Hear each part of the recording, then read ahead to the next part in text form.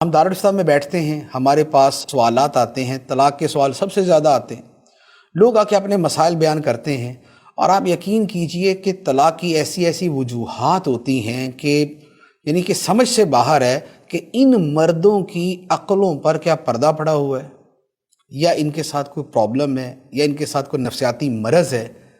ایسے ایسے واقعات آتے ہیں، میں نے خود اپنی آنکھوں سے، یا میں نے خود جو یعنی کہ مسئلہ آیا، تفصیلات پوچھی تو حیرت ہوتی ہے، یار اس بات پہ طلاق دے دی۔ آپ یقین کریں، مجھے یاد ہے ایک مسئلہ آیا کہ شوہر نے بیوی کو اس لیے طلاق دی کہ شوہر صبح اٹھا اور اس نے بیوی سے کہا کہ مجھے چائے کا کپ بنا دو، اور بیوی کوئی ضروری کام کر رہی تھی یا کسی اور چیز میں مشغول تھی، تو جو بیڈ ٹی جو پلنگ کے اوپر ہی چائے پینی ہوتی ہے، بیڈ کے اوپر ہی چائے پینی ہوتی ہے، وہ بنانے میں اور اس کے لانے میں دیر ہو گئی۔ بس پھر کیا تھا، اب شوہر صاحب کی جو شان فرعونیت تھی وہ برآمد ہوئی، اور اس نے اگلے منٹ کے اندر بول دیا طلاق طلاق طلاق، طلاق ہو گئی۔ اب آ کے مسئلہ پوچھ رہے جی مفتی صاحب کیا ہوا، تو اب اس سے یہ پوچھے کہ بھائی یہ طلاق کا لفظ کیا چائے کے کپ کو بولا تھا، دیوار کو بولا تھا، بیوی کو بولا تھا؟ جی بیوی ہی کہا تھا، دماغ میں کیا تھا؟ جی بیوی تھی۔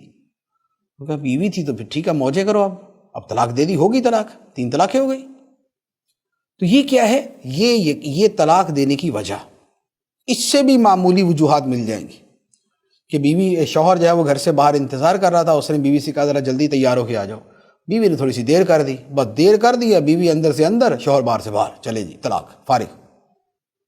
یہ آئے دن کے مسائل، اور سینکڑوں ہزاروں طلاقیں اسی طرح کی چھوٹی چھوٹی وجوہات سے ہوتی۔ تو یہ جو گھروں میں رویہ ہے یہ بڑا ظالمانہ رویہ ہے۔ طلاق دینا کوئی ایسا کوئی جائز اور ثواب کا کام نہیں ہے،